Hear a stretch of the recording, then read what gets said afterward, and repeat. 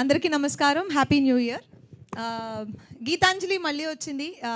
నేను ఇందాక already mention చేసినట్టు గీతాంజలి నా కెరీర్లో నేను చేసిన ఫస్ట్ హీరోయిన్ సెంట్రిక్ మూవీ. అది అంత పెద్ద హిట్ చేసినందుకు నాకు అప్పుడు నేను చాలాసార్లు థ్యాంక్స్ చెప్పాను. And again I'm thanking each and every one because ఆ కాన్ఫిడెన్స్లోనే మేము పార్ట్ 2 తీసాం. కోన గారు చెప్పినట్టు ఒక 5-6 ఇయర్స్ నుంచి దీని గురించి మాట్లాడుకుంటున్నాం, గీతాంజలి పార్ట్ 2 తీయాలి తీయాలి తీయాలి అని. బట్ అది ఇప్పుడు జరిగింది. అండ్ నేను మూవీ చూశాను.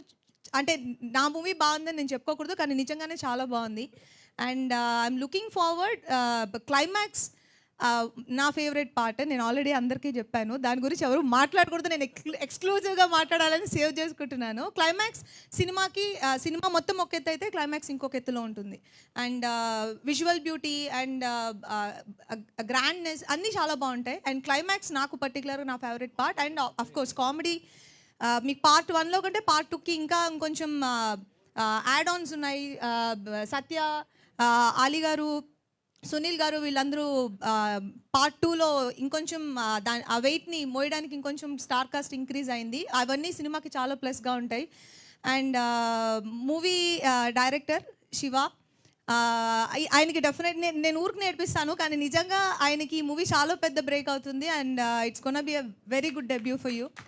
అండ్ మా cameraman Siddharth.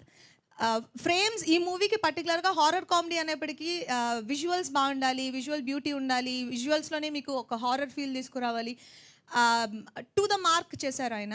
And excellent jobs ఇది. అవును, ఆయన హైట్ వల్ల కూడా ఆ ఫోటో అండి అసలు ఇలా తీశారు. ఆ షాట్ వల్ల ఆయన హైట్ వల్ల అది అసలు చాలా మాకు చాలా ఉపయోగపడుతుంది.